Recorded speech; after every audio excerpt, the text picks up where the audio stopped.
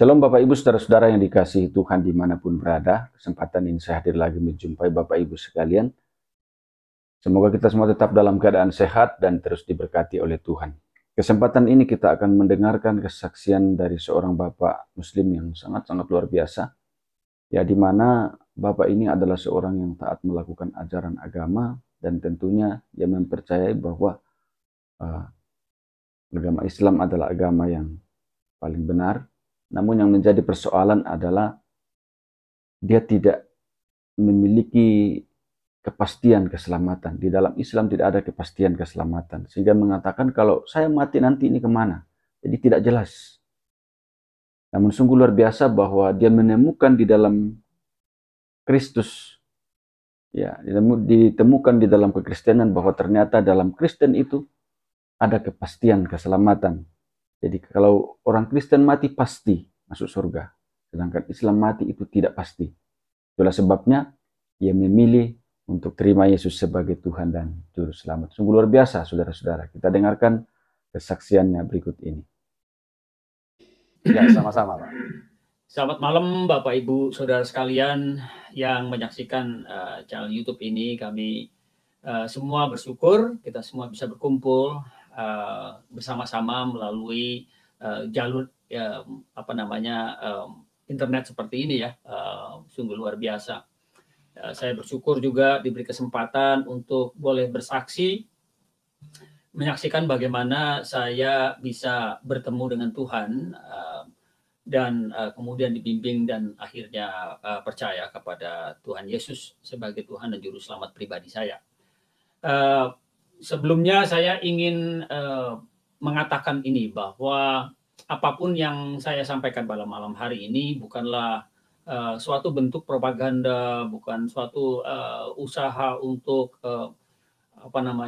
membanding-bandingkan ya mana yang baik, mana yang lebih baik ataupun mana apalagi menjelek-jelekkan. Itu tidak sama sekali.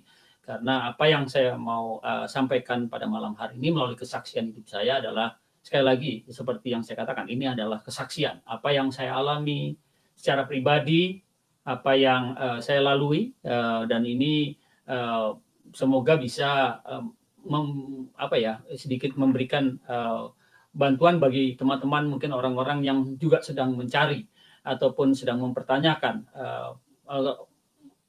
ada kesamaan mungkin dengan apa yang Anda alami atau sudah alami.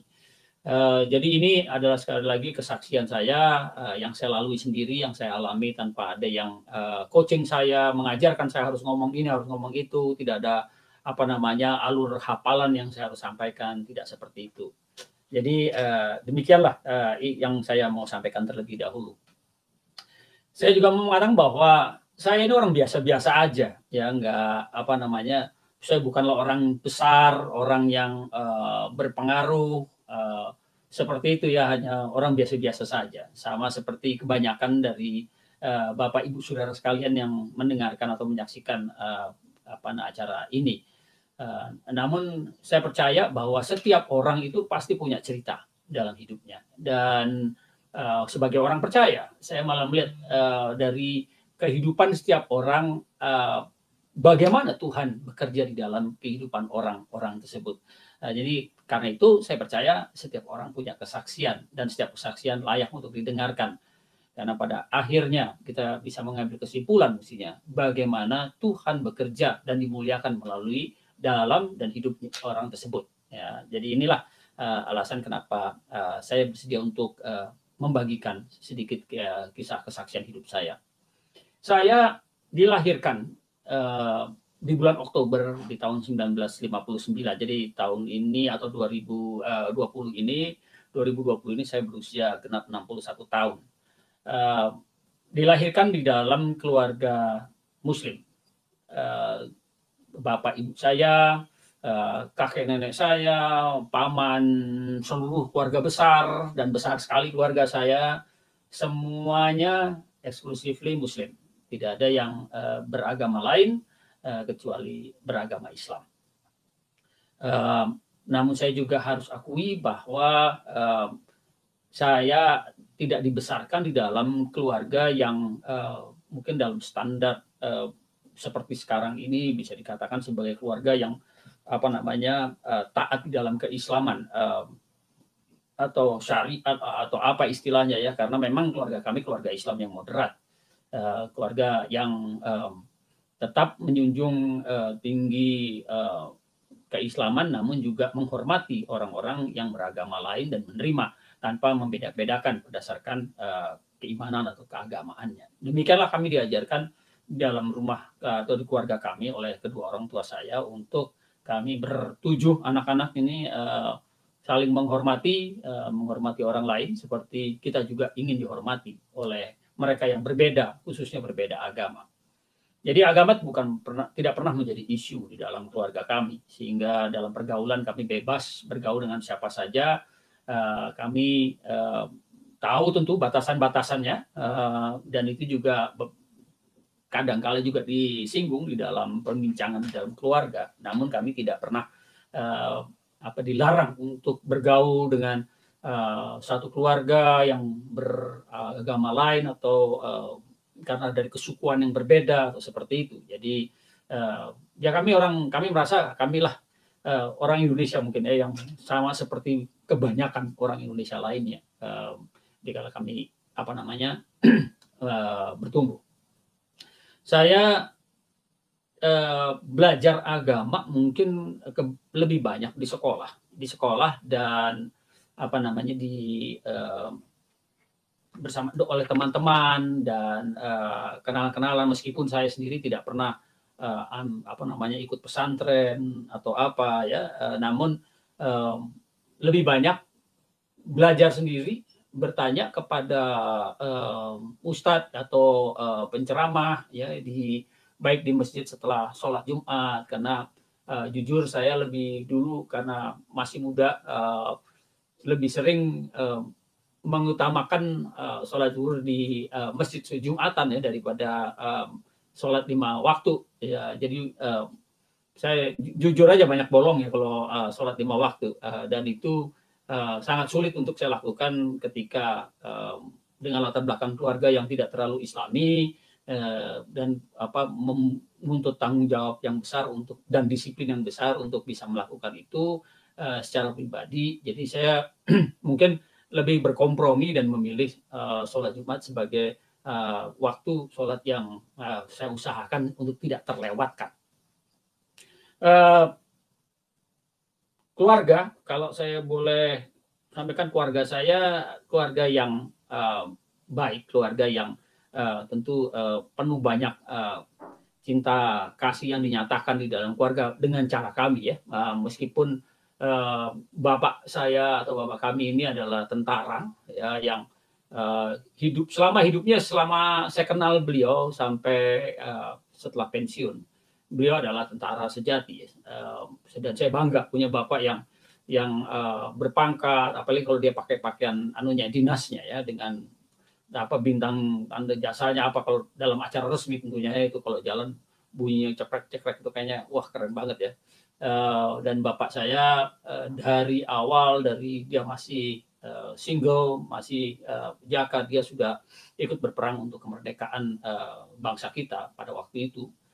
Sampai kemudian dia menjadi tentara dan pensiun sebagai dengan pangkat mayor jenderal. Jadi saya bangga dengan bapak saya, meskipun dia sangat tentarais.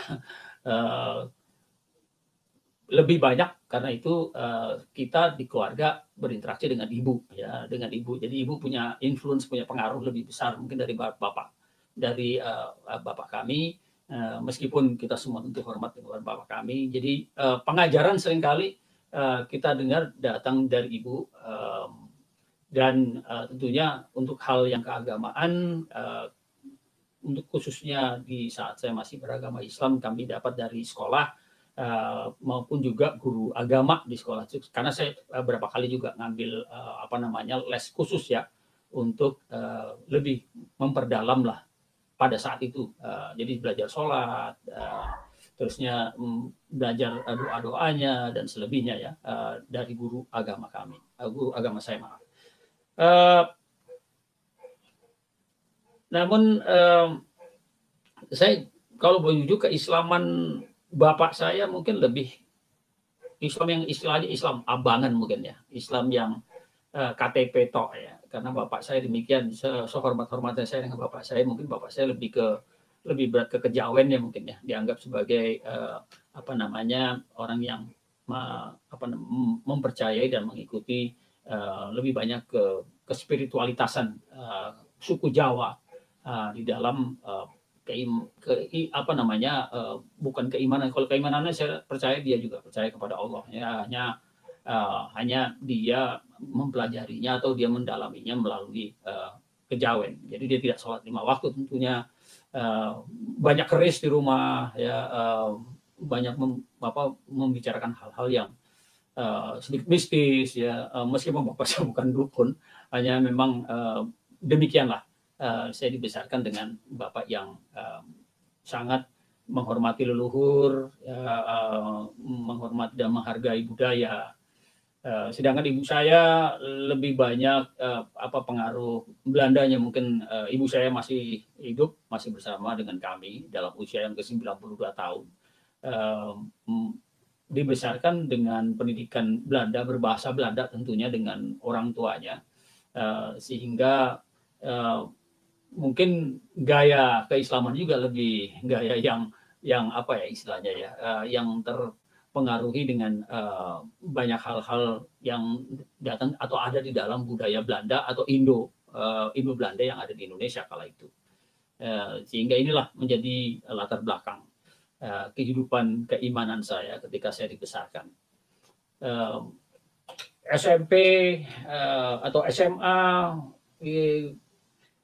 bertumbuh menjadi anak yang apa ya, kalau mungkin dibilang bandel, tapi dibilang bandel juga dibandingin yang lain juga nggak terlalu bandel amat sih. Tapi banyaklah kenakalan, baik kenakalan SMP atau SMA, kenakalan remaja yang saya lakukan. Apa namanya, minum atau mencoba yang ganja ya pada waktu itulah ya, itu hal-hal yang berapa yang dilakukan saya rasa hanya sebagai bentuk eksplorasi. Namun tetap saya kalau ditanya orang agamanya apa, saya bilang agamanya Islam. Apakah kamu Muslim? Saya Muslim ya, dan ada batasan-batasan yang tetap saya hormati dan saya tidak mau melampauinya atau mendobraknya. Di kala SMP atau SMA saya juga mengalami ada beberapa pengalaman di mana teman-teman kenakalan saya itu mengalami kecelakaan dan menyebabkan mereka meninggal ya. Ini teman-teman yang bandelnya bareng-bareng, yang kehidupannya juga bukanlah kehidupan yang apa namanya sesuai dengan tuntutan agama yang pada waktu itu juga mereka adalah seiman dengan saya ya, sama-sama Muslim.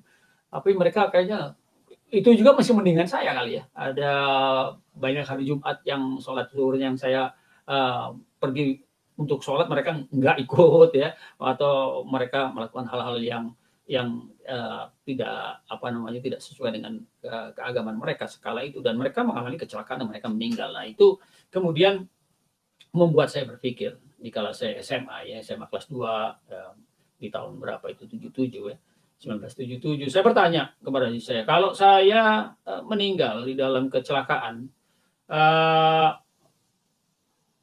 apa namanya, kalau saya mengalami kecelakaan dan saya meninggal, waduh, saya yakin dan pasti saya masuk neraka nih. Nggak mungkin saya bisa masuk surga karena saya belum cukup beribadah. Saya rasa juga amal saya juga masih sangat kurang. Ketika nanti kalau saya mengalami kematian, kemudian saya ditanya oleh kedua malaikat di tiang lahat itu, pun ditanya oleh malaikat Munkar dan Nakir, nanti siapa Tuhanmu? Saya akan mengatakan ya saya Tuhan saya Allah Subhanahu wa Ta'ala pada waktu itu ya. Kemudian saya ditanya bagaimana sholat? Waduh, saya bilang saya nggak sholat 5 waktu nih, saya bilang ya. Itu yang kemudian membuat saya takut juga ya, karena Saya yakin kematian bisa terjadi kapan saja. Dengan usia saya yang masih muda seperti itu, masih bandel-bandelnya, ya naik motor kan zaman dulu juga nggak ada yang pakai helm ya, naik motor juga suka gila-gila gitu loh. Kemudian saya pun jadi merenungkan, gitu. Kalau saya mati, saya akan kemana? Karena saya belum mati, saya mau pastikan dulu dong. Saya pastikan, saya mau pasti bahwa saya paling tidak ada kepastian lah yang nanti akan dibuktikan tentunya. Dan ini membutuhkan iman. Saya membutuhkan kepastian bahwa kalau saya mati, saya pasti akan selamat di surga, dijauhkan dari neraka jahanam. Jadi ini yang terus bergumul. Ketika saya lulus SMA tahun 79, saya kemudian kuliah di UI Ekonomi Pancasila setahun, tapi karena keluarga besar saya kebanyakan kuliah di UI, jadi saya bilang, saya juga harus jadi UI dong, saya harus juga berjaket kuning, karena itu saya ikut Skalu, saringan untuk pendaftaran ke UI, menjadi mahasiswa di sana, dan diterima menjadi mahasiswa antropologi UI di tahun 1980. Nah, di tahun 80 saya kuliah di UI itu di semester yang ketiga, jadi udah tahun kedua saya di antropologi UI. Di tahun 80-an itu kan lagi rame-ramenya Citizen Band Radio. Citizen Band Radio main CB lah ya. Dan saya beli satu perangkat CB dan kemudian saya saya install di rumah saya, di kamar, pasang antenanya dan lain-lainnya, dan saya coba gimana diterimanya bagus apa tidak, kita cek ininya lah apa frekuensinya, dan rupanya baik dan diterima dan didengar oleh orang-orang di sekitar saya yang bisa menangkap karena rupanya besar juga dayanya yang keluar dari CB saya karena antenanya cukup besar. Dan salah satu saya ingat yang suaranya juga besar dan terdengar jernih adalah suara seorang wanita yang saya bilang suara halus ya istilahnya ya, suara halus. Jadi saya bilang, wah ini siapa ya? Menarik juga, saya tanya ini gimana suara saya terdengarnya oke apa enggak. Lama-lama kita sering berhubungan lewat udara hampir tiap malam tuh, malah hampir tiap malam sampai jam 2 pagi ngobrol-ngobrol aja di udara ya.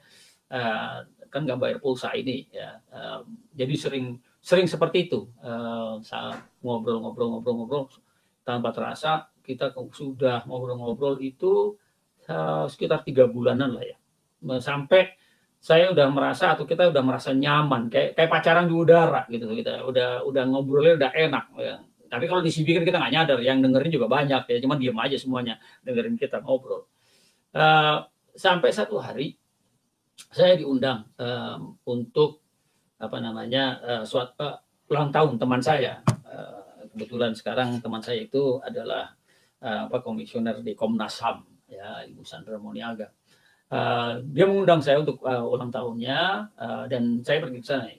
Kan rumahnya tidak jauh, sekitar sekitar 4 sampai 5 kiloan lah dari tempat tinggal saya di Pondok Labu saat itu. Dan saya datang ke rumah pestanya dan ketemu ngobrol-ngobrol. Kebetulan teman saya Sandra bersama dengan seorang gadis di sebelahnya, temannya rupanya ya, dan ada teman saya lainnya yang juga main CB, dan dia ketawa-ketawa tuh, dia bilang, wah mungkin nih gimana sih kamu tuh udah ngobrol-ngobrol sama temanmu ini, panggilan call sign-nya tuh Ken, udah ngobrol sama Ken berbulan-bulan, udah kayak pacaran di udara, tapi nggak tahu orang yang mana ya katanya. Loh, saya bilang jujur aja, saya juga belum ketemu, saya juga nggak tahu yang mana orangnya. Dia ketawa, itu teman saya si Chandra itu, dia bilang lu membego, ini orangnya katanya, ini loh yang namanya Ken. Akhirnya ketemu orangnya, wah rupanya nggak suaranya cakep, orangnya juga lebih cakep daripada suaranya gitu. Wah ini menarik. Akhirnya singkat cerita kita pacaran ya, dan rupanya call sign Ken ini tinggalnya di sebelah rumahnya Sandra ya, di daerah situlah ya. Kemudian berjalanlah kita pacaran. Nah, yang menarik dari Ken ini bahwa kedua orang tuanya adalah, ini ada keluarga Kristen, kedua orang tuanya adalah orang yang sudah lahir baru.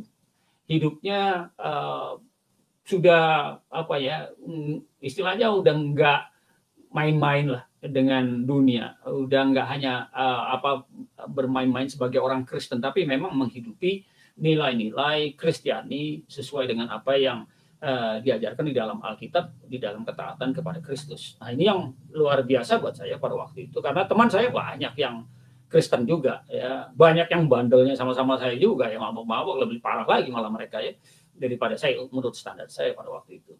Tapi beda ini keluarganya Sinkenken dengan keluarga, dengan ibu bapaknya, dengan kakak-kakak adiknya ya. Dan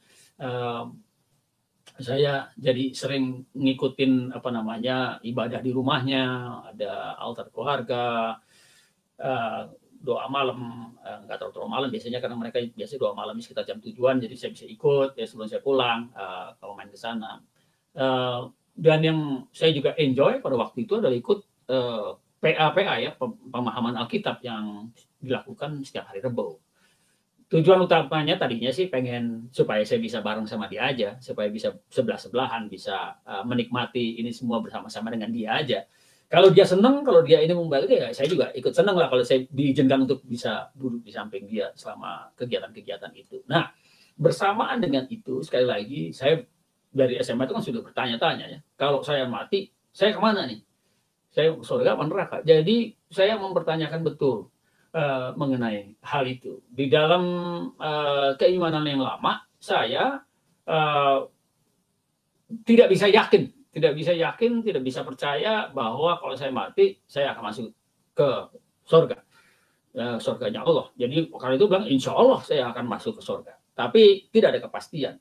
Sedangkan keluarga Sinkenken ini satu keluarga kok yakin banget gitu ya. Kok bisa yakin bahwa ketika nanti satu hari mereka dipanggil pulang kah, atau hidup mereka berakhir, roh mereka akan bersama-sama dengan Kristus di surga. Jadi pernah saya tanya, lu yakin banget kalau mati akan masuk surga? Akan bersama dengan Tuhan? Iya. Tuhan di mana? Tuhan di surga, dan kita yang percaya akan juga bersama dengan Kristus selamanya. Wah, yakin tuh. Yakin, ada ayat-ayatnya ya. Dia bilang, wah, terkesima juga saya waktu itu. Jadi impress juga saya dengan perbedaan itu. Di satu sisi tidak ada kepastian, tidak ada keyakinan yang cocok, tapi di satu sisi di dalam iman kepada Kristus yang ditampilkan, yang ditunjukkan oleh keluarga ini begitu pasti, dan tidak juga menyombongkan. Mereka juga tidak menyombongkan bahwa mereka sudah diselamatkan, dan karena itu atau menjelek-jelekan saya, ataupun berusaha untuk membuktikan bahwa saya salah atau gimana ya. Tidak seperti itu. Mereka juga saya tidak merasa mereka memaksakan, tapi mereka mengizinkan, memberi ruang untuk saya bertanya, saya berpikir, saya memproses segala informasi yang saya peroleh mengenai keimanan di dalam Kristus pada waktu itu. Setelah pacaran ini udah berapa ya, pacaran yang tatap muka. Tadinya kan cuma di udara ya, belum COVID aja udah main CB, udah di udara terus ya. Akhirnya ketemu di dalam pesta itu, akhirnya udah jadilah kita pacaran tatap muka. Sekitar udah pacaran tatap muka hampir sekitar 4 bulan lah ya. Satu hari pacar saya itu bukan minta izin, ngasih tahu kalau dia minggu itu akan, seluruh weekendnya akan dihabiskan di sebuah retreat. Jadi saya tanya juga, retreat apaan sih? Untuk ya mereka pergi ke satu tempat ya, persekutuan, ibadah dan lain, belajar Alkitab bersama-sama. Yes. Jadi saat berangkat Jumat sore, pulangnya baru Minggu sore. Ya, pergilah pacar saya itu. Mereka retreat nggak jauh-jauh. Waktu itu saya ingat di Ancol ya, di jadi Ancol lah. Saya nggak tahu di mana di Ancol yang tadi. Saya juga lupa. Namun kan sebagai anak muda ya, saya bilang, wah, malam minggu nggak ngapel. Saya ingat banget, ibu saya juga nanya waktu itu, kok nggak ngapel, ya, nggak kemana-mana. Saya bilang, ya nggak ada, ceweknya lagi retreat gitu ya. Ya udah di rumah aja. Ya udahlah, datanglah hari Minggu sore, pacar saya udah pulang dong mestinya ya. Saya telepon dia sekitar jam 4-an gitu ya, jam 4-an, setengah 5 saya telepon. Pertama saya telepon dia belum pulang, ya 2 kali saya telepon dia belum pulang, di kali ketiga dia udah pulang. Nah, saya ngobrol sama dia lah, sama Sinkenken ini. Tapi kok bedanya ya, dia ngomongnya kayak rada ogah-ogahan. ogah-ogahan, males-malesan. Ya. Saya bilang, ini kenapa sih? Ada sesuatu yang mengganggu dia, menurut saya ya. Nah, kemudian saya tanya lagi, kenapa kamu kayaknya kesannya nggak enak? Terusnya malah dia minta teleponnya dimatiin aja. Udah ntar ngomong kapan? Wah, saya kesel juga ya ketika dia minta dimatiin. Udah nggak ketemu hari Jumat, nggak hari Sabtu nggak ngapel, nggak ketemu hari Minggu. Pas ngobrol di telepon kok ogah-ogahan ya, karena rumahnya dekat, saya naik motor aja ke rumahnya dia. Ketemulah dia. Akhirnya ngobrol di rumahnya dia, di ruang depannya itu ngobrol-ngobrol, dan tanya, kenapa sih kamu kok kayaknya rada males-malesan gitu loh. Ada yang mengganggu apa yang diajarkan atau kamu peroleh di retreat itu, saya tanya gitu ya. Emang diajarin apa sih di retreat itu? Kok kayaknya gara-gara retreat itu kesana jadi seperti ini. Barulah kemudian dia ceritakan bahwa retreat itu adalah retreat remaja, jadi banyak hanya khusus anak-anak remaja. Dan di sana kalau nggak salah dibicarakannya itu salah satunya adalah sesinya adalah sex and dating, ya. Sex and dating. Apa namanya, seks dan berpacaran lah ya istilahnya. Dan diajarkan oleh pengajarnya pada waktu itu bahwa kegelapan atau pacaran tidak boleh sebagai orang Kristen berpacaran dengan mereka yang tidak seiman. Oh gitu, terus malah diingatkan untuk jangan berpacaran karena apabila sudah terlalu jauh nanti bisa menikah gitu ya, hubungannya terlalu serius sehingga akhirnya masuk ke dalam rencana pernikahan. Sedangkan berdasarkan firman Tuhan di dalam Korintus dikatakan bahwa gelap dan terang tidak bisa dipersatukan. Wah, saya langsung kaget. Maksudnya apa nih? Gelap dan terang tidak bisa dipersatukan. Ya, orang percaya sama orang tidak percaya tidak bisa dipersatukan, sehingga kita yang berbeda keyakinan sekarang ini bisa bermasalah ke depannya kalau kita terusin pacarannya. Wah, saya ada kesel juga ya. Sampai saya tanya, ntar dulu, gelap dan terang tidak bisa dipersatukan. Dan kita tidak bisa diteruskan karena ini hubungannya gelap dan terang. Tapi tolong jawab saya deh. Yang gelap siapa, yang terang siapa? Saya bilang. Ya, dalam ayat yang kamu sebutkan itu. Ya yang dia rada takut karena kalau dia bisa menghindari titik pembicaraan di situ aja mungkin lebih baik ya. Dan saya merasa dia kayaknya wah jadi nggak enak nih harus ngomong seperti ini. Dan dia sampaikan juga bahwa yang gelap itu adalah orang yang tidak percaya kepada Kristus, yang terang adalah mereka yang sudah masuk dalam kerajaan Tuhan, yang dalam kerajaan terang yang gemilang. Dan waduh, saya kesel juga, langsung nggak bisa nih, saya bilang. Allah itu cuma satu, saya bilang. Masalah istilahnya kita dalam satu rumah, di rumah yang dikepalai oleh Allah, orang yang di dalam rumahnya itu nggak bisa pindah-pindah dari satu ruangan ke ruangan lainnya, kan tetap satu rumah, saya bilang. Ya, saya ngototnya seperti itu pada waktu itu. Ketika lagi ngobrol lagi ngotot-ngotot itu, ada kebetulan seorang pendeta muda yang berkunjung ke keluarga pacar saya ini, dan kemudian dia datang dan menengahi perbincangan yang udah mulai rada keras gitu ya omongannya ya, dan si pendeta muda ini pun kemudian mulai menjelaskan kepada saya tentang banyak hal tentang hubungan gelap dan terang, siapa gelap dan terang, kenapa ada gelap, ada terang, dan lain-lain lah, seperti itu ya. Pada dasarnya kalau sekarang saya ngerti, dia sedang memberitakan Injil kepada saya. Jadi di saat itulah dia berbagi ayat-ayat ya, dan saya bantah, saya bilang saya berusaha untuk mematahkan argumen-argumennya, saya berusaha untuk membuktikan bahwa oh itu kan menurut Kristen, menurut Islam begini, saya bilang, dan lain-lainnya. Sampai satu saat dalam perbincangan kami, sebelumnya juga saya ngotot sama pacar saya itu, siapa sih yang mengajar di retreat itu, saya bilang ya. Dan dia bilang yang ngajar pada waktu itu ya pengkhotbahnya itu Pak Yusuf Roni, pendeta Yusuf Roni. Dia bilang ya Yusuf Roni itu udah murtadin, saya bilang. Ya yang kayak gitu lu dengerin lagi, itu omongan saya pada waktu itu ya, yang kayak gitu lu dengerin lagi. Ya akhirnya makanya berdebat sama pacar saya, dan kemudian ngomonglah sama sang pendeta ini, si pendeta muda. Pendeta muda itu kemudian menyampaikan ayat tadi, dan saya bantah-bantah dan saya argumen dan lain-lainnya sampai kepada satu titik di mana dia tunjukkan kepada saya dan dia mintakan untuk saya bacakan.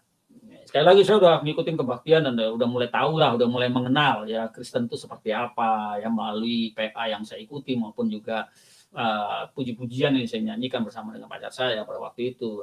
Namun ayat ini baru sekali ditunjukkan dan dia minta saya bacakan. Yohanes 14 ayat 6 itu ayat yang bagaikan saya lari 100 km per jam itu nabrak tembok. Karena nabrak tembok membaca pernyataan atau kata Tuhan Yesus di dalam Yohanes 14 ayat 6 itu, aku adalah jalan dan kebenaran dan hidup. Tidak ada satu orang pun yang datang kepada Bapa tanpa melalui aku. Saya ngerti banget nih, siapa Bapa, siapa aku, dan siapa yang ngomong. Yang ngomong Yesus, dan dia katakan bahwa dia adalah jalan, dia adalah kebenaran, dia adalah hidup, dan bahwa tidak ada satu orang pun dapat datang kepada Allah tanpa melalui Yesus. Waduh, saya bilang ini pernyataan dari Yesus yang gimana ya? Ada dua kemungkinan aja nih, saya bilang hanya dua kemungkinan yang bisa terjadi di dalam saya menanggapi pernyataan ataupun ayat yang saya baca, dimintakan untuk saya bacakan ini. Yang pertama, saya katakan, kalau saya mengatakan bahwa Yohanes 14 ayat 6 itu atau pernyataan Yesus itu adalah sebuah keniscayaan atau kebohongan. Bohong nih. Tapi kalau saya mengatakan kalau itu bohong, saya harus punya alternatif jawaban ataupun pembuktian bahwa itu bohong. Kalau itu bohong, yang benar yang mana? Gitu loh. Saya bilang saya nggak bisa nih. Saya nggak punya informasi cukup untuk bisa membuktikan bahwa Yesus itu tidak benar di dalam pernyataan di dalam Yohanes 14 ayat 6 itu. Nah, karena saya nggak bisa menjawab, karena saya nggak bisa mengatakan itu bohong ataupun itu tidak berdasar, itu hanya rekayasa saja. Saya nggak bisa berargumen dan menunjukkan data yang benar untuk mengcounter itu. Itu yang pertama. Yang kedua, kalau saya katakan bahwa benar pernyataannya, kalau saya katakan benar pernyataannya, itu menyebabkan juga chain reaction ya, reaksi berikutnya, yang mana pasti si pendeta akan bertanya, kalau itu benar, kenapa kamu tidak percaya? Kenapa kamu tidak mau datang kepada Tuhan Yesus? Gitu ya. Kenapa tidak mau datang kepada Tuhan Yesus? Waduh, saya nggak bisa dua-duanya. Saya jawab nih, saya bilang saya nggak bisa ngomong dua-duanya. Kemudian saya bilang, oke lah, gini aja Pak Pendeta, boleh nggak saya pinjam Alkitabnya? Saya bilang, boleh nggak saya pinjam Alkitabnya? Dalam hati saya berpikir, Yohanes 14 ayat 6, mungkin dalam satu ayat itu Yesus berkata dengan jitu, di mana saya tidak bisa membantah dan saya tidak bisa mengcounter. Karena itu saya mau cari di dalam Alkitab, di bagian lain di dalam Alkitab, di mana saya bisa menggunakan sebagai counter argument untuk melawan apa yang dinyatakan oleh Yesus. Tapi dari Alkitabnya sendiri, ya. Saya akhirnya dipinjamkan Alkitab, saya pulang, saya baca, berusaha untuk cari poin-poin di mana yang saya bisa angkat yang mungkin nggak jelas. Karena nggak jelas bisa saya tembak lah ya, bisa saya serang dan lain-lainnya. Nah, saya membuat kesalahan besar yang saya syukuri sampai dengan hari ini adalah bahwa untuk melakukan itu saya memulainya dengan membaca Injil Yohanes. Ya, karena itu tadi Yohanes 14 ayat 6 saya bilang saya mulai dari Injil Yohanes lah, dari pasal 1. Mulailah saya baca. Ya, nggak dalam satu hari, nggak dalam satu minggu, nggak dalam satu bulan. Ini saya baca cukup lama untuk Injil Yohanes saja. Karena saya mau betul-betul mengerti apa yang ditulis dan saya mau cari apa yang saya bisa serang. Semakin saya baca nih Alkitab, dalam hal ini Injil Yohanes, semakin saya heran. Waduh, ini tokoh Yesus ini sentral banget ya di dalam Injil.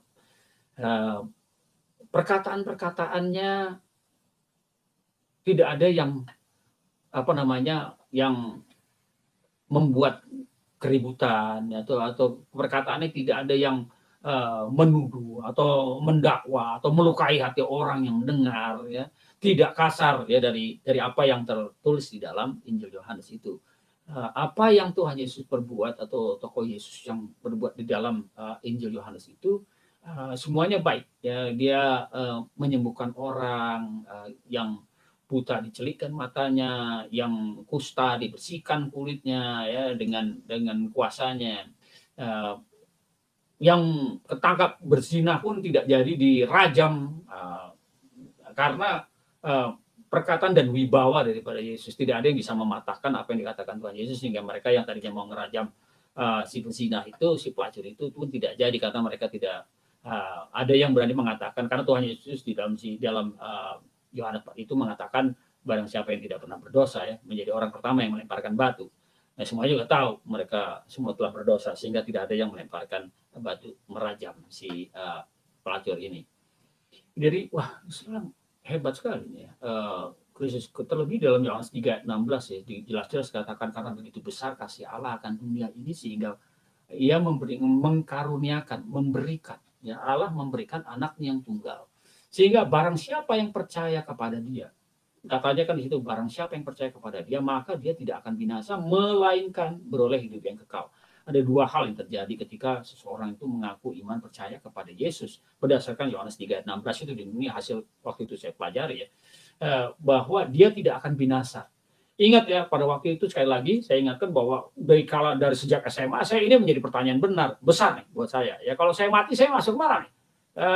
Saya bisa pasti akan masuk neraka ya, saya pasti akan binasa nih di neraka nih, karena saya nggak cukup nilainya, poinnya saya nggak cukup lah, amalan saya nggak cukup untuk bisa menjadi lebih berat di dalam timbangan kebajikan saya apabila ditimbang oleh Allah.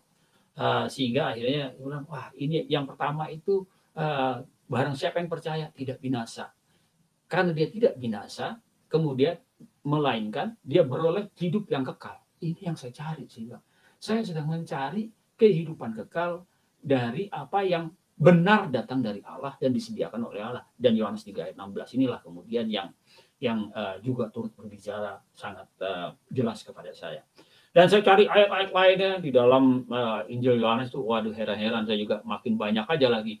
Bahwa dia disalibkan juga itu adalah karena kesirikan ya, masalah kehilangan posisi dari orang-orang yang berkuasa pada waktu itu dan ingin menguasai masyarakat dan mendapatkan keuntungan dari mereka, sehingga harus mengorbankan Yesus di atas tiang salib, menggunakan tangan-tangan orang-orang Romawi atau kerajaan Romawi untuk melakukannya.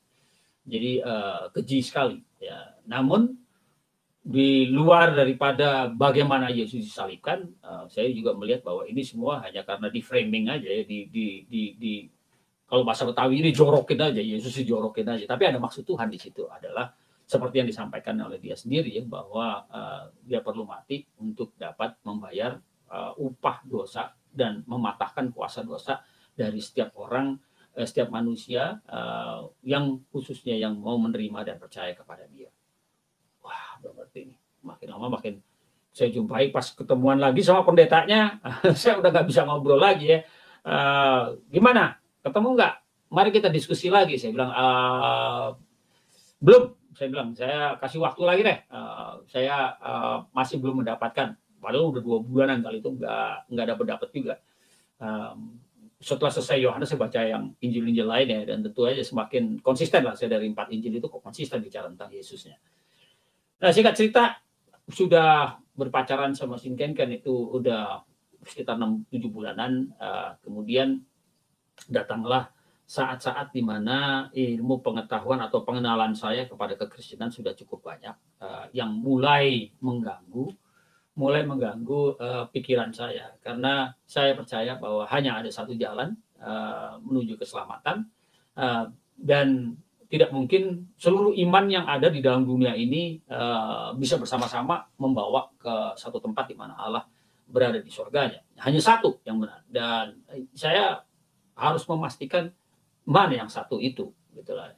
Dan saya udah mulai banyak pengetahuan dan mulai banyak bertanya pada waktu itu, dan mulai mengganggu karena ini seakan-akan saya sudah sampai di dalam suatu persimpangan antara iman saya dengan pengetahuan tentang iman kekristenan yang pada waktu itu saya lihat sebagai alternatif untuk membawa seseorang ke surga. Selain daripada Islam yang saya imani pada waktu itu, saya merasa saya tiba di sebuah persimpangan. Nah, ini pengalaman yang sekali lagi saya alami, bahwa selama 5 malam saya terbangun jam 3 pagi. Tepat jam 3 pagi itu saya terbangun. Malam pertama, malam kedua, malam ketiga, saya selalu tidur dengan jam, dan saya selalu lihat jam kalau terbangun supaya saya tahu berapa jam lagi saya masih bisa tidur sebelum harus bangun untuk kuliah. Ya. Jam 3 pagi hari pertama, hari kedua jam 3 pagi, hari ketiga jam 3 pagi. Loh kok jam 3 terus, seperti 3 malam berturut-turut. Malam keempat ketika saya terbangun, saya sebelum melihat jam, saya di dalam kepala saya bilang, ini pasti jam 3. Dan saya lihat jam, tepat jam 3. Aneh. Karena itu saya kemudian berdiri, bukan berdiri, atau duduk di atas tempat tidur saya. Dan saya berdoa. Saya berdoa sebisa saya berdoa. Saya bertanya sama Tuhan, Tuhan, saya percaya Engkau ada. Apakah ini Engkau ingin menyampaikan sesuatu kepada saya? Kenapa saya dibangunkan jam 3 pagi? Saya bingung. Saya sampai di persimpangan. Saya memohon kepadamu, ya Allah, tunjukkan jalan yang benar. Belok kanan atau belok kiri? Ya, perlu berikan saya hikmat, berikan saya arahan. Saya katakan kemudian, kalau saya meminta kepada iblis, kepada setan, saya percaya iblis atau setan akan membantu saya, akan memberikan pertolongannya secepat itu. Tapi saya percaya bahwa Engkau adalah Allah yang benar, Engkau yang memberikan, pasti Engkau akan memberikan arahanmu, Engkau pasti akan menjawab doaku. Lebih cepat, lebih pasti daripada iblis. Saya tidak berdoa di dalam cara Islam, saya tidak berdoa di dalam cara Kristen. Saya hanya berdoa sebagai ciptaanmu, memohon pertolongan dari Engkau, Sang Pencipta. Amin. Tidur. Ya, tidur lagi saya. Besoknya hari kelima, malam kelima, bangun lagi. Saya bilang, jangan-jangan jam 3 lagi. Jam 3 lagi. Saya duduk lagi di tempat tidur saya, dan saya berdoa. Tuhan, doa saya nggak beda dari yang kemarin. Tetap doa yang kemarin, saya akan doakan sekarang. Dan ini yang saya doakan juga di malam kelima itu. Menunjukkan bahwa saya serius nih. Saya betul-betul meminta bimbingan pertolongan. Tidur. Habis itu tidak lagi pernah saya terbangun di jam 3 pagi. Kira-kira sebulanan setelah itulah,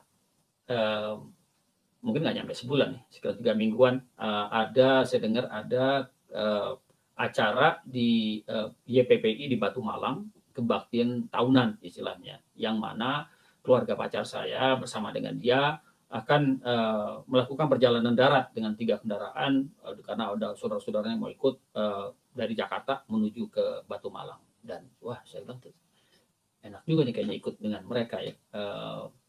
Bisa dapat perjalanan gratis, saya setirin mobilnya dah.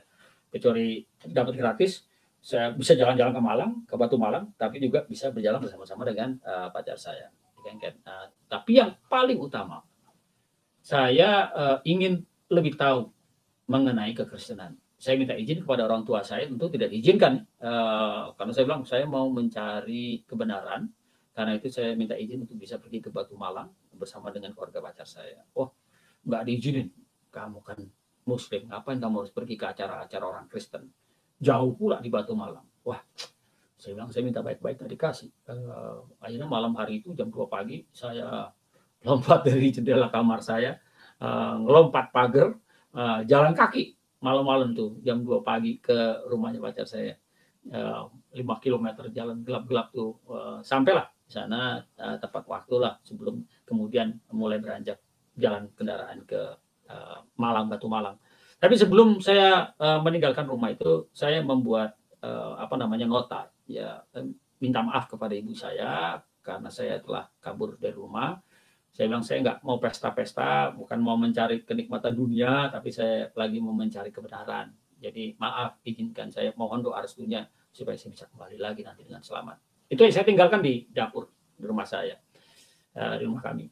Pergilah ke sana. Dan saya ingat bahwa ketika di bulan Juli itu kebaktian tahunan berlangsung di tahun 1980, pas lagi bulan puasa. Jadi saya masih berpuasa selama kegiatan, saya mengikuti kegiatan 5 hari ya, di kebaktian tahunan nasional itu. Di hari keempat udah ngikutin berbagai ibadah, PA dan lain-lainnya. Akhirnya saya mengambil keputusan untuk pelayanan pribadi. Ya, pengetahuan tentang kekristenan udah banyak, udah udah tahu banyak tentang ayat-ayat yang berbicara tentang kemurahan Allah di dalam Kristus, ya, bahwa kasih karunia tidak pernah ada henti-hentinya. Wah, banyak deh yang saya sudah pelajari di dalam kekristenan dan sangat-sangat bisa dibuktikan dari Alkitab. Jadi udah kan saya bilang oke lah, saya bilang once and for all lah, mendingan saya counseling, saya ngobrol sama orang dan saya akan membuktikan atau mengambil keputusan untuk menjadi pengikut Kristus atau kembali ke Jakarta dengan semangat, dengan tekad untuk menjadi Muslim yang lebih baik. Itu waktu itu alasan saya kenapa saya mau konseling. Akhirnya konseling, kita ngobrol dengan salah satu konselornya itu salah satu mahasiswa teologi di I3 ya, ngobrol-ngobrol, saya lupa namanya, tapi dia menunjukkan ayat-ayat diceritakan tentang siapa Yesus, tentang kehidupan, tentang pengharapan di dalam Kristus. Saya bilang, oh saya tahu. Dia tunjukkan ayat, saya bilang juga ada ayat lain di tempat-tempat di dalam Efesus, di dalam Filipi. Lama-lama ditutup Alkitabnya. Terus dia bilang sama saya, kamu itu udah tahu banyak.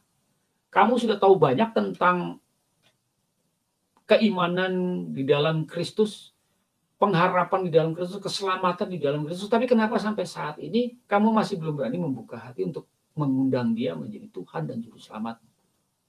Saya bilang, waduh, emang gampang. Saya bilang, maaf saya Muslim. Kalau saya meninggalkan iman, saya menjadi murtad, menjadi murtadin. Kemurtadan adalah dosa yang mungkin paling besar dan tak terampuni di dalam Islam, di dalam pengajaran pengertian saya pada waktu itu. Ya, saya bilang, bagaimana saya meninggalkan Islam? Saya nggak mungkin bisa meninggalkan Islam. Saya juga nggak mau masuk neraka gara-gara ini. Itu meskipun saya juga bersyukur banyak hal yang baru yang kebenaran yang saya lihat di dalam kekristenan melalui apa yang sudah saya pelajari sampai dengan saat itu. Kemudian dia terus tanyakan, dia bilang lah, pokoknya dosamu seperti apa juga Tuhan juga bisa ampuni. Darah Kristus tidak ada yang darah Kristus tidak bisa hapus melalui dosa apa yang tidak bisa dihapus oleh darahnya. Tidak ada dosa yang terlalu besar di mana darah Kristus tidak cukup untuk dapat mengampuni atau membasuh seorang itu bersih kembali. Ditunjukin di dalam Yesaya pasal 1 ya, ketika Allah berkata, berperkaralah dengan aku ya, sekotor-kotornya, najis-najisnya seseorang, digambarkan dosamu semerah seperti kain kirmisi sekalipun ya dapat diputihkan oleh darah Kristus, oleh pengampunan Tuhan, bagaikan bulu domba ataupun seputih bisa menjadi seputih seperti salju. Wow, saya bilang oke. Tapi tetap ini adalah keputusan terbesar yang luar biasa. Karena itu saya berdoa, saya minta izin sama dia untuk merenung sebentar lah. Saya merenung sebentar, kemudian saya berdoa di dalam hati saya. Nah, saya minta bimbingan Tuhan, tolong bimbing saya. Apa keputusannya yang terbaik? Saya hanya ingin apa yang menurutmu adalah yang terbaik. Itu yang saya mau lakukan. Nah, ini yang kemudian saya disusul dengan suatu visi. Saya ada penampakan dalam kepala saya. Saya melihat diri saya berdiri di pinggir sebuah jurang yang dalam. Saking dalamnya begitu gelap dan tidak terlihat di bawahnya, itu tutup sedikit kayak awan-awan lah ya, ataupun embun-embun ya, saking dalamnya ya. Saya mendapatkan diri saya seakan-akan berdiri di pinggir tebing ini, dan ketika itu saya dengar suara dari bawah tebing, dari dalam kedalaman itu dibilang, Kongkin lompatlah, nanti aku tangkap. Saya pikir, ini suara siapa? Suara Tuhan. Kayaknya ini suaranya Tuhan ya kayaknya. Kenapa saya bisa beranggapan ini suaranya Tuhan? Karena kalau Bapak Ibu, nggak tahu dengan Bapak Ibu sekalian ya, kalau baca novel atau dalam hal ini baca Alkitab saja ya. Kalau baca Alkitab ada tokoh-tokoh yang berbeda berbicara ya. Ada Tuhan Yesus kalau berbicara, ada Rasul Paulus berbicara, ada Petrus berbicara, ya, ada Yohanes dan lain-lainnya lah ya. Tergantung kayak suatu pembicaraan gitu. Dan yang sangat mengherankan saya adalah ketika saya mendengar suara itu, saya tahu, wah, ini suaranya Yesus ini. Ini suara Yesus sama seperti ketika saya membaca kitab Injil Yohanes, dan ketika Yesus berkata di dalam Yohanes 14 ayat 6. Ini suara dia nih.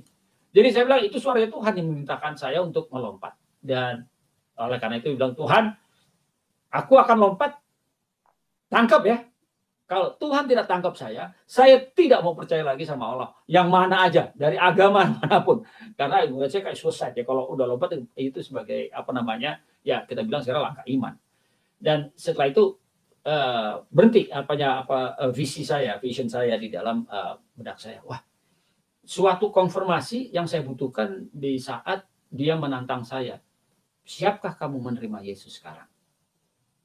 Saya yakin itulah saatnya di mana saya harus mengambil dan berani mengambil langkah iman, meninggalkan Islam dan memberikan hati saya, mengundang Yesus untuk masuk dalam hati saya dengan mengaku segala dosa-dosa, menerima pengampunan daripada Kristus dan menjadikan Yesus sebagai juru selamat, terlebih menjadi Tuhan di dalam hidup saya.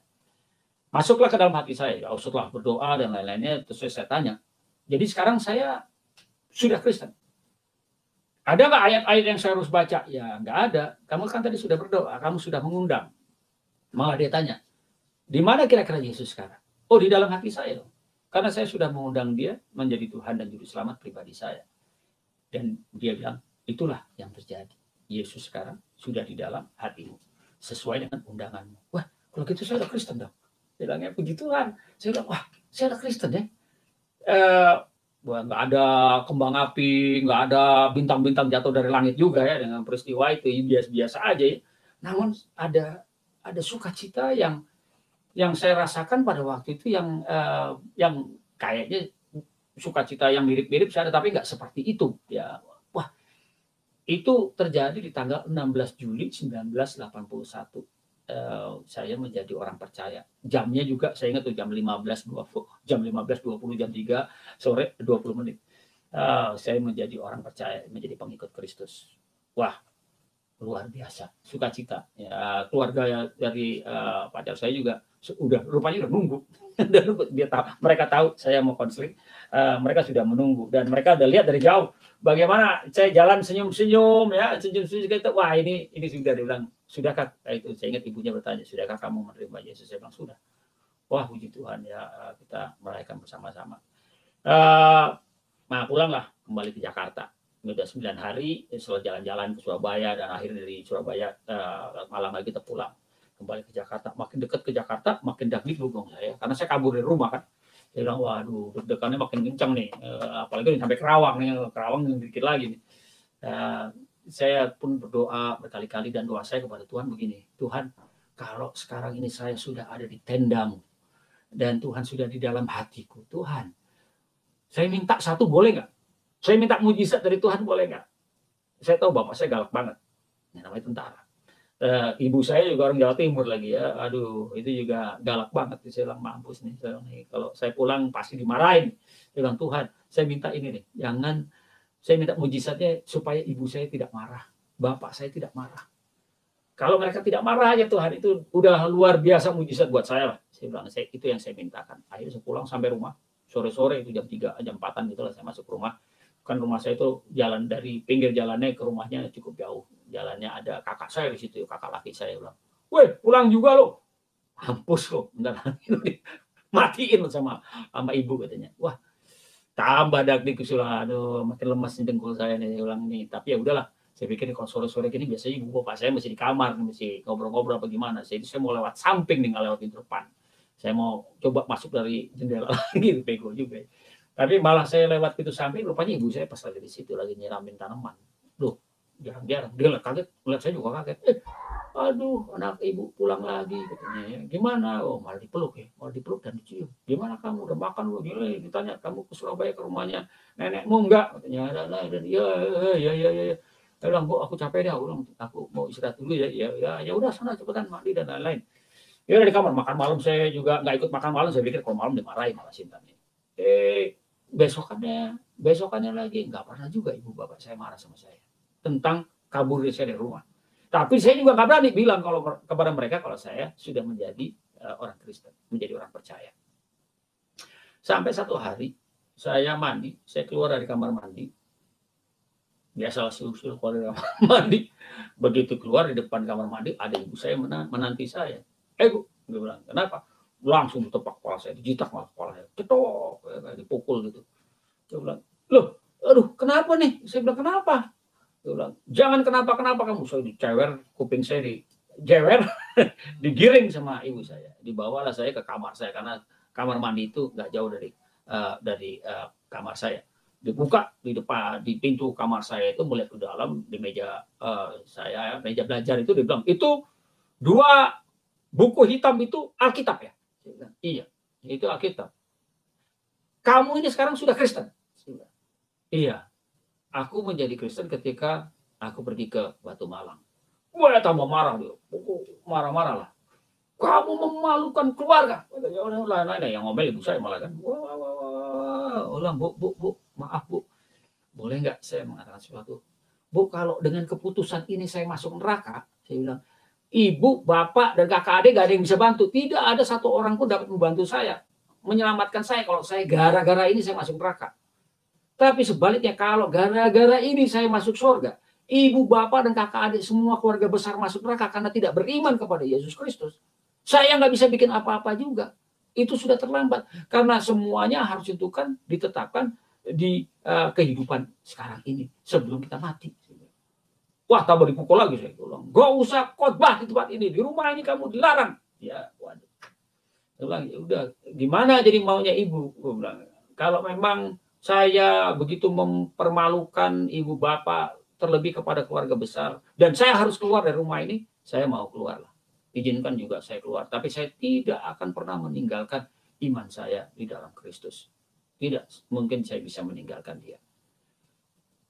Akhirnya ibu saya bilang, udah, nanti saya akan bicara dulu sama bapakmu dan kakak-kakak dan adikmu. Ya, mereka ketemuan lah, ngobrol-ngobrol malam, saya nggak tahu kapan. Pokoknya saya nggak diajak pertemuan itu. Besok paginya baru ibu saya menyampaikan kepada saya bahwa saya boleh-boleh aja tinggal di rumah, tapi satu hal yang pasti tidak boleh berdoa, khususnya ketika keluarga besar kumpul.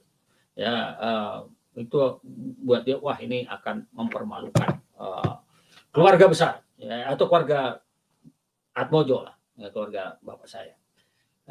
Saya bilang, Bu, kalau saya pun berdoa, saya berdoa kepada Tuhan. Masa saya takut sama ibu? Lebih takut daripada Tuhan. Saya bilang, saya berdoa karena mengucap syukur. Saya nggak mendoakan yang lain-lain kok. Mau makan, saya bilang. Ya udah, pokoknya nggak boleh ngomongin agama di rumah ini. Ya wes. Oke, tapi saya bersyukur saya masih boleh tinggal di rumah. Jadi kalau mau makan malam juga, kalau kita makan malam bersama-sama tuh 9 orang jadinya, ibu bapak dengan kita 7 anak-anak. Kita dan gimana ya, saya tetap harus berdoa, mengucap syukur. Dan kalau lagi berdoa, kelihatan saya lagi berdoa gitu, tutup mata, nundukkan kepala. Wah, mereka suka iseng tuh, pakai sendok, piring, dan gelas tuh di kentong-kentong, dipukul-pukul, dibunyiin, rame lah pokoknya. Ya, saya tahu itu ditujukan untuk sedikit mengganggu saya. Ya, kalau dibilang itu salibnya, ya salibnya nggak seberapa penderitaan yang saya alami dari keluarga saya. Sekali lagi, keluarga saya keluarga Islam yang moderat.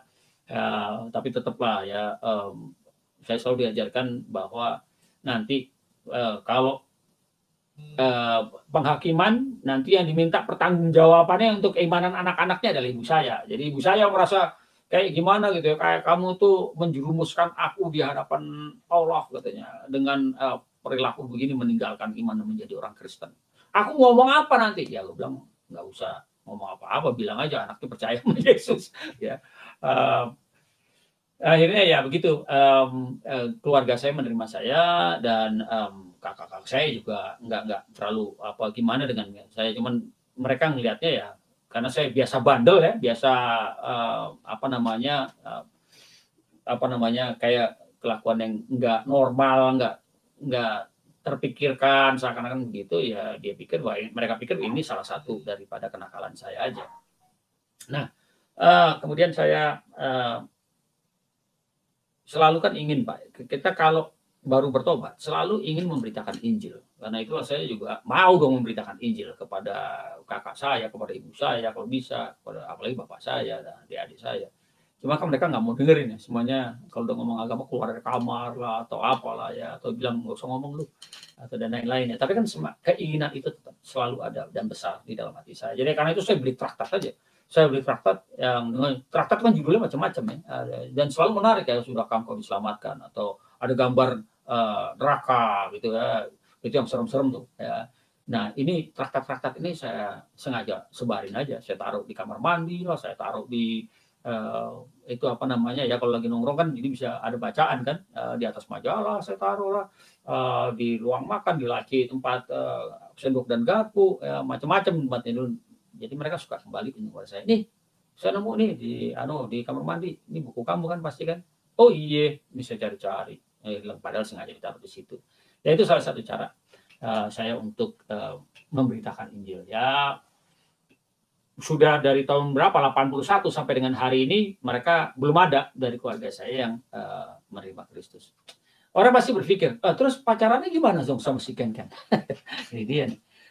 Saya bertobat di bulan Juli, bulan Agustus Ken Ken pergi ke Amerika sekolah, Desember Natalan dia dipulangkan oleh orang tuanya untuk Natalan di rumah. Dia 2 minggu di Jakarta, besoknya mau pulang tanggal 30 Desember. Dia putusin saya. Pas lagi itu saya datang ke rumahnya, nggak bawa motor, nggak bawa mobil, ntar turunin apa gimana lah saya sama kakak saya. Makanya saya bilang saya nggak bawa kendaraan. Diputusin, udah malam-malam diputusin, pulang jalan kaki, ya sedih hati berantakan. Kalau pakai hujan lebih nikmat kayaknya ya penderitaannya seakan-akan, dan bisa nangis juga mungkin kalau ada hujan, karena nggak ada hujan saya nggak berani nangis juga, masalah nangis.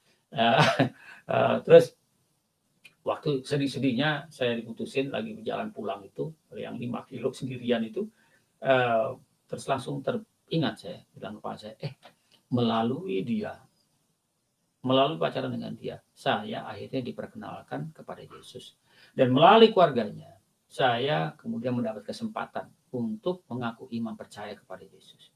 Saat ini Yesus ada dalam hati saya. Dan tidak ada yang dapat mengambil Yesus dari hati saya atau dari hidup saya. Ini adalah suatu yang paling berharga, lebih indah daripada pacaran sama pacar saya yang sudah memutuskan saya.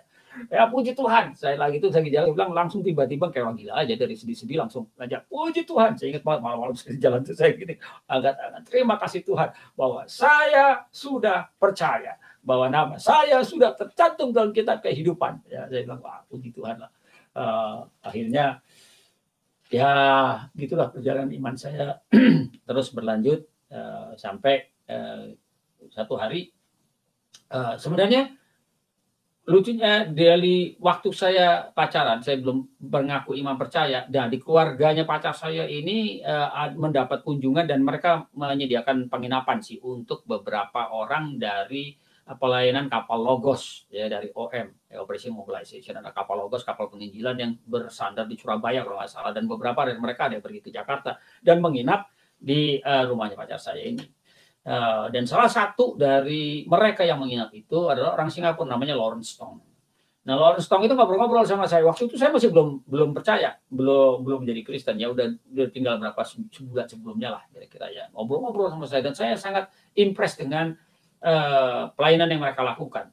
Pekabaran Injil, naik kapal, keliling dunia, pergi ke pelabuhan-pelabuhan dan melakukan apa yang seperti yang mereka lakukan sekarang ini. Meskipun kapalnya di Surabaya, mereka bisa jalan ke Jakarta. Waduh, bilang enak juga nih ya, jalan-jalan lihat dunia, melayani Tuhan, dan mereka yakin lagi kepastian akan keselamatan di dalam Kristus. Dan sebenarnya nggak kedengeran aja, tapi di dalam hati saya juga enak juga, saya juga mau jadi kayak gini nih, saya bilang ya.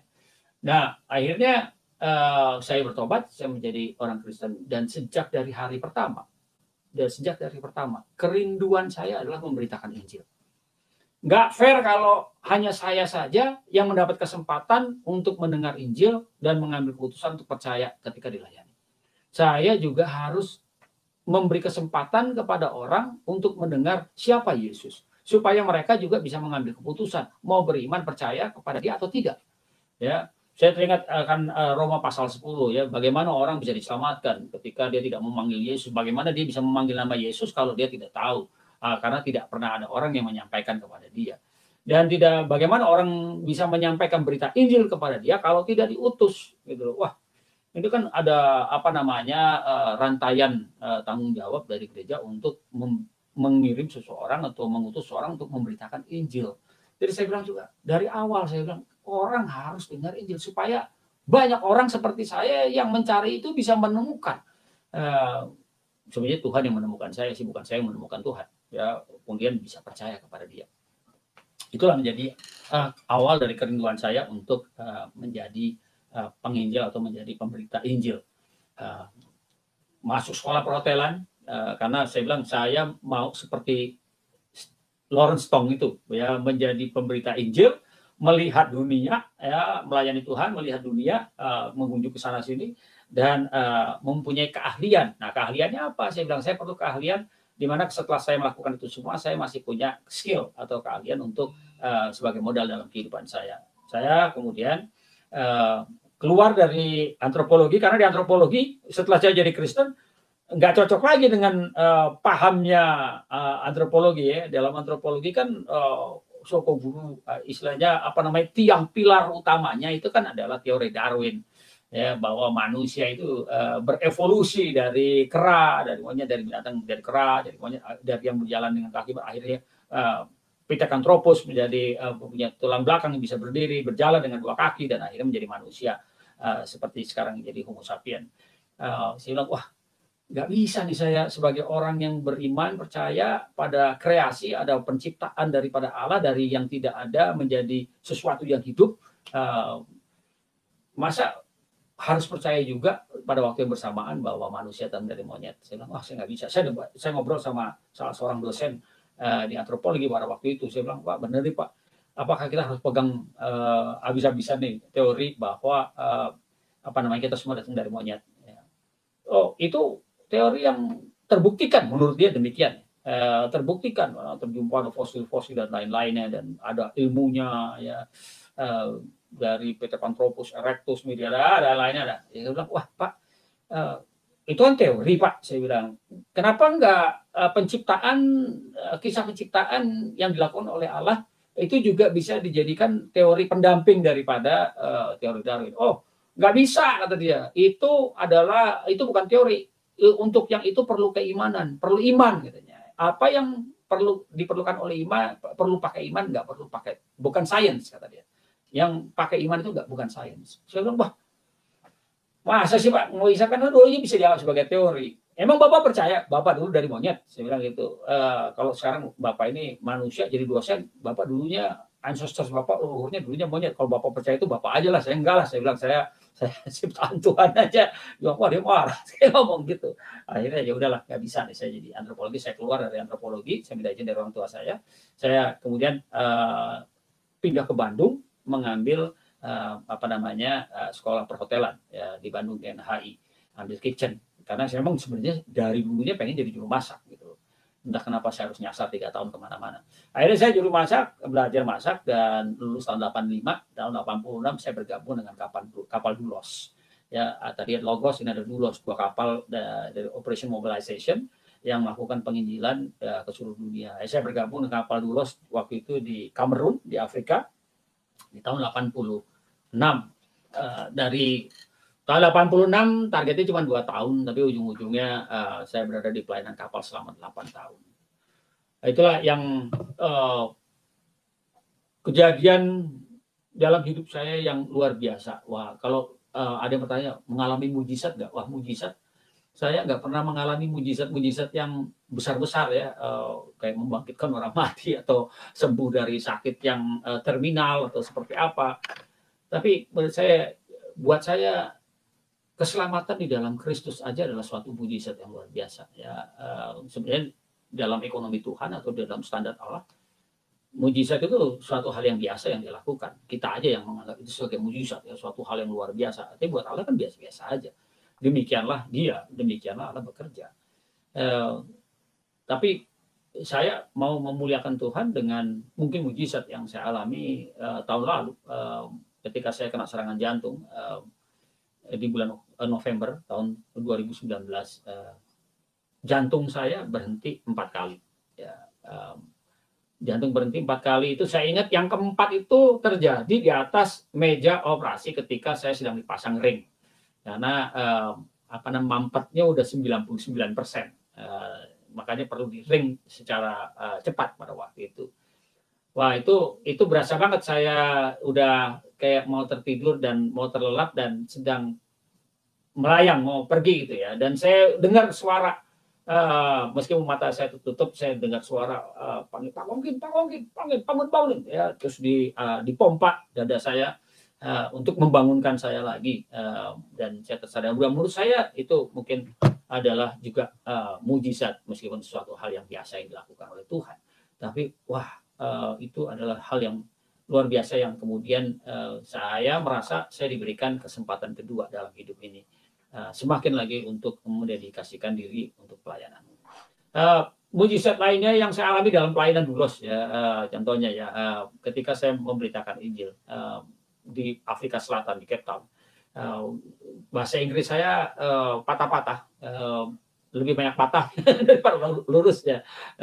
Di tahun 86 itu ketika melakukan penginjilan pertama-tama di Cape Town, saya ada di Grand train station di kota Cape Town, memberitakan Injil. Kebetulan ada orang yang duduk, saya bilang, oh saya udah mati-mati, saya udah takutnya luar biasa ya, tapi ya udahlah, saya samperin, ada orang putih nih.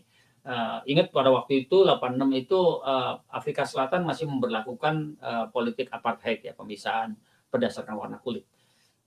Tapi saya datengin lah orang kulit putih ini. Saya bilang, saya maaf, nama saya Kongkin, saya dari Indonesia. Boleh saya ngomong nggak tentang pengharapan? Akhirnya saya cerita ngobrol-ngobrol penginjilan. Sampai saya tantang dia untuk mengaku iman percaya atau menerima Tuhan Yesus, mau nggak untuk diselamatkan. Dia bilang, oh terima kasih sudah ngomong sama saya, tapi not now, belum sekarang. Jadi maaf, kertapi saya kayaknya udah datang, jadi udah pergi. Waduh, saya bilang sedih, salah saya di mana, apa saya kurang apa nih ya, nyesel juga. Kenapa sih dia nggak mau terima keselamatan, udah begitu indah dan apa namanya, begitu indah disiapkan oleh Allah di dalam Kristus. Lagi ngomong-ngomong gitu di dalam hati saya, tiba-tiba ada orang ketok di belakang saya. Ya, saya noleh ke belakang, rupanya dia duduk di kursi yang di belakang, jadi belakang-belakangan dengan saya. Dia seorang hitam, namanya juga saya lupa, dan dia berkata kepada saya, boleh nggak kamu ceritakan lebih jauh kepada saya tentang Yesus yang kamu sampaikan kepada orang itu? Oh, wah, kamu mau mendengarkan? Saya langsung balik, pindah ke kursi di sebelahnya dia, duduk di sebelah dia, ke kursinya dia itu. Terus saya beritakan Injil, saya sampaikanlah Injil. Pada akhir pembicaraan kita, dia membuka hati dan dia bilang, saya mau menerima Yesus sebagai Tuhan dan Juru Selamat saya seperti apa yang kau sampaikan. Wah, luar biasa. Itu terus kita berdoa, memimpin dia untuk memohon Yesus untuk mengampuni dosa-dosanya dan menerima Yesus sebagai Tuhan dan Juru Selamat pribadinya. Ada lagi ketika kita itu buat saya adalah suatu mujizat ya, yang dilakukan oleh Tuhan.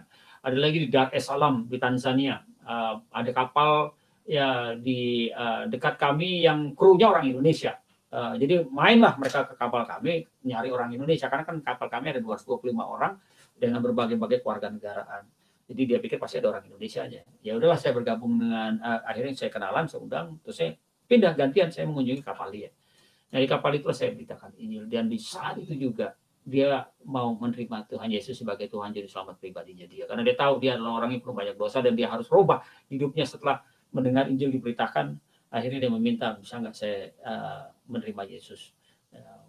Ya lalu kita berdoa, berlutut di kamarnya dia, di cabinnya dia, di kapal dia, dan kita berdoa untuk pertobatan dia dan penerimaan dia kan Yesus sebagai Tuhan Juru Selamat pribadi. Itu pengalaman-pengalaman yang buat saya beberapa mujizat yang terjadi dalam hidup saya. Dan Tuhan terus melakukan banyak mujizat, melindungi saya, karena sejak tahun 2001 sampai dengan hari ini saya melayani di sebuah lembaga misi pelayanan yang mendampingi orang-orang Kristen, orang-orang percaya yang mengalami tekanan, penganiayaan oleh karena imannya. Jadi contohnya waktu di Ambon dan di Poso kan banyak orang Kristen yang mengalami kekerasan, ya, penindasan, pembunuhan malahan. Jadi saya sering kali ke sana mengunjungi mereka, menguatkan mereka. Berapa kali tuh karena waktu itu nggak bisa muterin Ambon kan, harus nggak bisa muterin Teluk Ambon. Jadi dari airport ke kota Ambon harus naik perahu menyeberang ke Galala ya, tempat di mana pelabuhan untuk orang-orang Kristen mendarat. Wah, itu berapa kali Pak? 2 kali secara khusus saya mengalami penembakan di tengah laut. Ya, terus lagi seminar juga ada terjadi pengeboman yang membunuh 2 orang kalau nggak salah di toko di sebelah di mana gedung kami melakukan pelatihan. Dan buat saya itu semua adalah seperti setiap hari adalah mujizat. Ya, bagaimana Tuhan menjaga, Tuhan memelihara, dan Tuhan memakai situasi-situasi itu untuk membawa jiwa-jiwa datang kepada Dia. Itu yang saya terus gak habis heran dengan bagaimana Tuhan bekerja. Yang penting sebagai anak Tuhan, kita memberitakan Injil. Memberitakan Injil nggak hanya dengan mulut kita. Seringkali banyak orang mikir memberitakan Injil pakai mulut. Yang lebih dahsyat itu memberitakan Injil melalui hidup. Ya, dan ini menjadi tantangan buat kita semua dan buat saya khususnya setiap hari. Bagaimana kesaksian saya? Karena hidup kita itu memang mestinya menjadi surat terbuka dari Kristus untuk dunia bisa baca. Baru ketika mereka bertanya, kita menjawab. Baru kita gunakan mulut kita. Dari tahun 2001 sampai dengan hari ini, pelayanan di lembaga misi yang melayani gereja yang teraniaya, yang tertekan, mengedepankan hukum dan advokasi khususnya. Karena gereja, sekali lagi saya udah berkali-kali katakan, gereja kita warga negara Indonesia, bukan orang Kristen ini bukan warga negara kelas 2. Oh, kita dianggap itu kan minoritas. Di Indonesia nggak ada mayoritas minoritas, siapa yang hitung. Karena di hadapan hukum, di hadapan konstitusi, kita semua sama, berdiri sama tinggi, duduk sama rendah. Istilah saya, Garuda kita di KTP sebagai bukti bahwa kita warga negara Indonesia, ini ada Garudanya pasti di KTP kita atau di paspor kita lah, ya. Garudanya kepalanya nggak ada di ke kanan. Ya, kalau saya Garudanya mestinya nggak ada ke kanan. Ya, kalau di kartu KTP kita lihat kan demikian. Ya, selama Garuda di KTP kita atas nama kita, ataupun di akte kelahiran, ataupun di apa yang ada Garudanya, menunjukkan kepala yang menghadap ke kanan. Artinya kita adalah warga negara Indonesia yang sah, memiliki hak dan kewajiban yang sama dengan semua warga negara Indonesia lainnya. Mau jabatannya tinggi, mau jabatannya paling rendah, di dalam masyarakat, kita semua adalah sama. Jadi ini yang harus diperjuangkan, ini yang harus disampaikan kepada semua orang, bahwa hak kita semua sama, termasuk di dalam hak beribadah. Ya, bilang, oh ini daerahnya daerah Islam, nggak boleh ada gereja. Siapa yang bilang nggak boleh? Ini daerah-daerah Indonesia. Ya, tidak ada daerah khusus yang menjadi milik dari salah satu agama tertentu.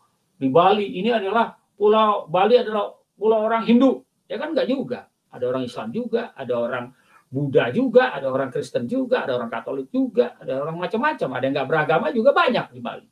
Jadi tidak bisa diklaim-klaim seperti itu. Selama kita di dalam ruang lingkup NKRI, di dalam peta Indonesia, ya dari Sabang sampai Merauke, dari Miangas sampai Pulau Rote, ya atau bawahannya lagi, kita semua adalah warga negara Indonesia yang memiliki hak dan kewajiban yang sama, dan kita punya kewajiban untuk saling menjaga, saling menghormati, saling melindungi, saling mendorong dan membangun bangsa ini bersama-sama. Saya rasa demikian. Sungguh luar biasa saudara-saudara kesaksian Bapak ini, semoga bermanfaat, mengedukasi kita, ya, supaya kita semakin semangat, semakin bertumbuh dalam iman kepada Yesus Kristus. Kita percaya saudara-saudara bahwa orang yang terima Yesus sebagai Tuhan dan Juru Selamat adalah orang yang sudah diselamatkan oleh Tuhan, tidak akan binasa melainkan beroleh hidup yang kekal. Tuhan Yesus memberkati.